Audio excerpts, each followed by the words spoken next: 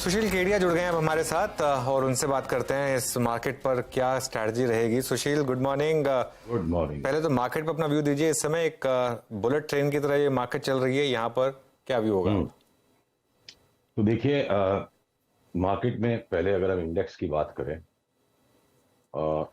जो अपेक्षित करेक्शन का जो भय था उसको मैं बेस्ट राकेश झुंझुनवाला जी के शब्दों में एक्सप्लेन कर सकता हूं। 2021 के बाजार में भी जब समझ के बाहर इंडेक्स बढ़ रहा था, पैटर्न्स नहीं मिल रहे हैं, फिर भी इंडेक्स बढ़ रहा है। एंड बड़ा यूजफुल और इंसाइटफुल उनका एक स्टेटमेंट था कि ये रिले रेस है।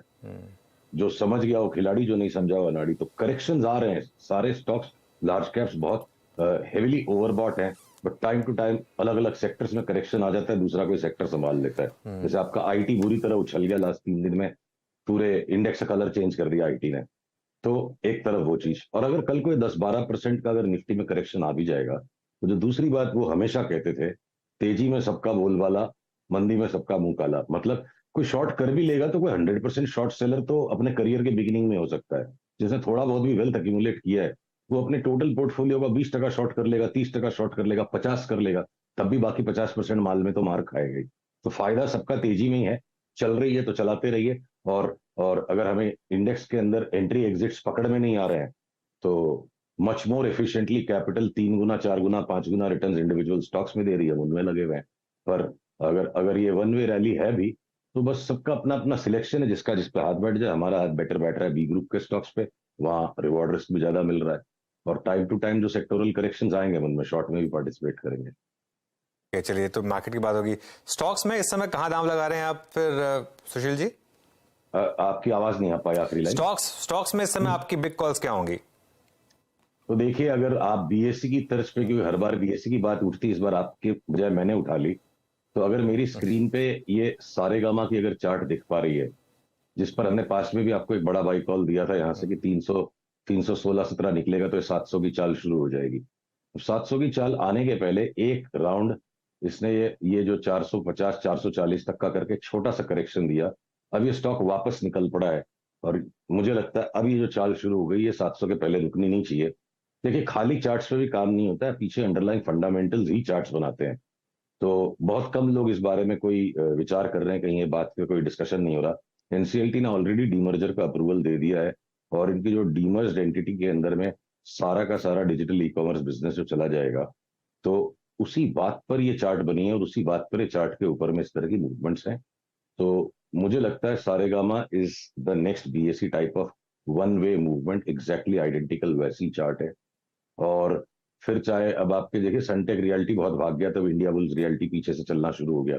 तो रियल्टी के स्पेस में हम घूम फिर के वही दोनों तीनों स्टॉक्स में बार बार डिप्स पे बाई कर रहे हैं। करेंटली इंडिया बुल्स रियल्टी पे स्ट्रांग बाई है।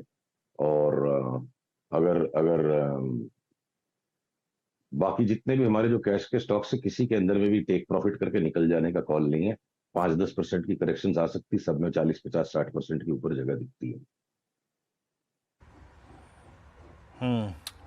भैया जी, एग्जैक्टली आपका पीएसयू बैंक्स में, not exactly Nifty bank, Nifty indices पे अपना व्यू दे चुके हैं आप।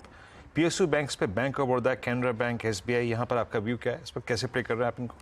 पिछली बार भी हमारी बात हुई थी कि एसबीआई की छेली चाल, आखिरी चाल बची है, जो मुझे लगता है, ये देखिए हम स्क्रीन पे सारे के सारे देख लेते हैं। तो ये देखिए, एसबीआई की आखिरी अंतिम चाल आ चुकी। आज ये हैंगिंग मैन टाइप का बना रहा है। यहां से मैं लूंगा तो बिल्कुल भी नहीं इसको, रिवर्सल आएगा तो शॉर्ट करेंगे, नहीं आएगा तो हो सकता है और 10-5 रुपए बढ़ जाएगा। सेम चित्र बैंक ऑफ बड़ौदा पे भी है। फ्यूचर्स में जितने भी ये पीएसयू बैंक्स है, इनकी हो चुकी है चाल। देखिए, बैंक ऑफ बड़ौदा ने ऑलरेडी एक डाउन ट्रेंड स्टार्ट करके छोटा रिबाउंड दिया है। जिस दिन ये इस पीले सपोर्ट लाइन के नीचे चला जाएगा, हम इस पर अनाउंस कर देंगे जय जय सिया राम, यानी 220 वाला 130, ये टॉप के एरिया के बाहर निकल रहा है। फाइनल कंफर्मेशन, ये लाइन टूट जाए तो कैनरा बैंक का भी पिक्चर कोई ज्यादा विचित्र अलग नहीं है। देखिए, जो छोटे वाले पीएसयू बैंक है ना, जो फ्यूचर्स के बाहर है, जैसे आपके सेंट्रल बैंक, इस तरह के स्टॉक्स में अभी भी हमने तेजी करी हुई है। तो कैनरा बैंक में भी यहां से कोई ले करके जीत जाएगा, इसका पैटर्न नहीं है। ये ए वेव है या बी वेव है, थोड़ा सा और ऊपर भी चला जाएगा तो डाउन साइड मच मोर है, अपसाइड कम है। बैंक्स प्राइवेट सारे पूरे हो गए।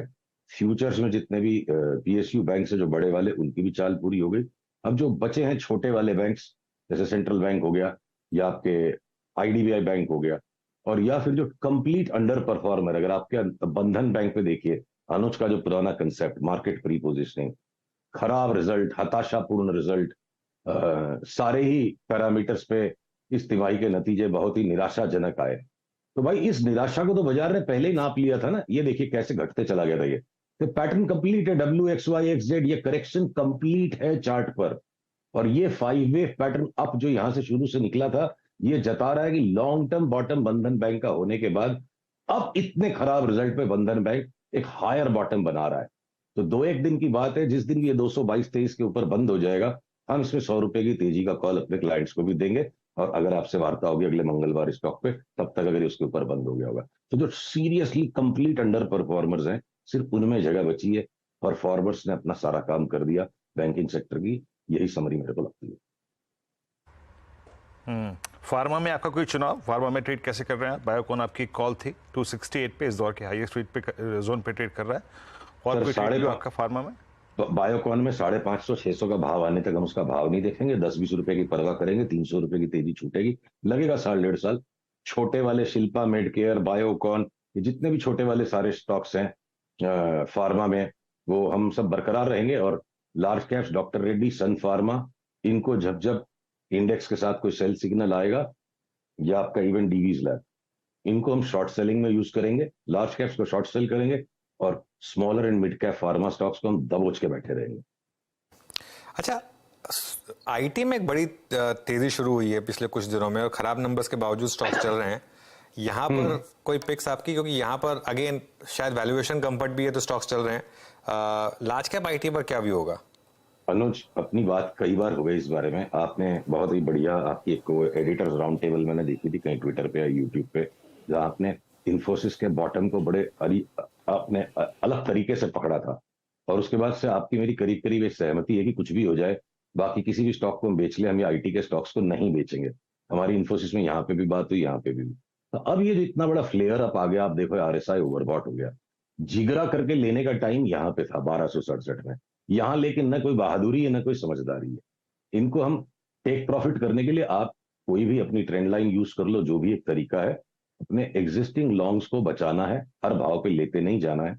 और टेक प्रॉफिट हो भी जाएगा तो वापस हम पुल बैक में, मेरे को 1320 की इन्फोसिस में फॉर एग्जांपल मंदी नहीं लगती है, और अगर मेरी लिवरेज पोजीशन है तो मैं आज के लो के नीचे बंद हो जाएगा तो हम एक बार स्क्वायर ऑफ कर देंगे, बट पुल बैक में लेना है। वही पिक्चर टीसीएस का, वही पिक्चर विप्रो का है। विप्रो थोड़ा ज्यादा स्ट्रेच हो गया है, तो लार्ज कैप आईटीज को हमने बेचना ही नहीं है, जो है टेक प्रॉफिट करेंगे, फिर से नीचे घुस जाएगा। विप्रो में देखिए पूरा कंप्लीट पैटर्न हो गया, तो हो सकता है अगले करेक्शन में विप्रो 420-25 वाला एक बार 375-80 भी आ जाएगा। तो शॉर्ट करने का काम खतरनाक इसलिए है इनमें कि कोई शास्त्र में थोड़े लिखा है कि ये प्रोजेक्शन को, इस टारगेट को, स्टॉक को रिस्पेक्ट करना ही पड़ेगा। ये टारगेट एनालिस्ट का टारगेट है, जो दिन भर रॉन्ग होते रहते हैं, सारे लोग रॉन्ग होते हैं।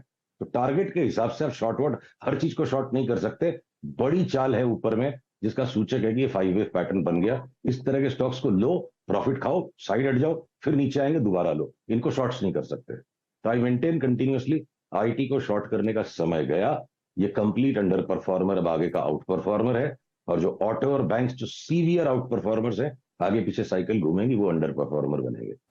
ओके, अच्छा चलिए, एक और लास्ट सवाल मेरी तरफ से, आईटीसी, इस पर क्या व्यू होगा आप इस समय सुशील? देखिए, आईटीसी ने सबका धुआं निकलवा दिया है। पहले 200 के भाव में निकलवाया कि चलता ही नहीं था, मीन पे मीन बन गई। तो इसको देखिए, हम पहले दौर में, ऊपर चढ़ने के दौर में काफी हद तक अच्छे राइट हुए थे, और उसके बाद से जब भी इसको हमने बेच के लेने की ट्राई की है, इसमें हाथ सौदा बैठ नहीं रहा है। अभी भी ये देखिए, जो बहुत माइल्ड करेक्शन है, तो आईटीसी को क्या है कि यहाँ से बेच के सौदा फल नहीं रहा है, और लेने की इस भाव में हिम्मत नहीं हो रही है। पर अगर किसी को प्योर भाव से ही काम करना है, चार्ट से ही काम करना है, तो अगर ये कल के हाई के ऊपर अगर निकल जाएगा, तो आईटीसी फिर वापस एक न्यू ऑल टाइम हाई मारेगा। तो जो बिल्कुल इनोसेंट होकर भाव का सौदा कर सकते हैं, आईटीसी में अभी बेच के कमाने का चार्ट और ऐसा रुख बना नहीं है, तो भाव के साथ चलना है। तो कल के हाई के ऊपर जाए तो वापस लीजिए, वापस हो सकता है 510-15 तक भी दिख जाए तो बड़ी बात नहीं, पर हम आईटीसी से दूर रहेंगे, क्योंकि ये थोड़ा सा हमारे लिए डिफिकल्ट स्टॉक है। ओके सुशील, बहुत बहुत शुक्रिया जुड़ने के लिए आज हमारे साथ। अगले मंगलवार फिर बात करेंगे आपसे, और हैव अ गुड डे। चलिए, ये बात हो गई सुशील के बता दें कि मनी कंट्रोल पर दिए गए विचार एक्सपर्ट्स के अपने निजी विचार होते हैं। वेबसाइट या मैनेजमेंट इसके लिए उत्तरदायी नहीं है। यूजर्स को मनी कंट्रोल की सलाह है कि कोई भी निवेश निर्णय लेने से पहले सर्टिफाइड एक्सपर्ट की सलाह लें।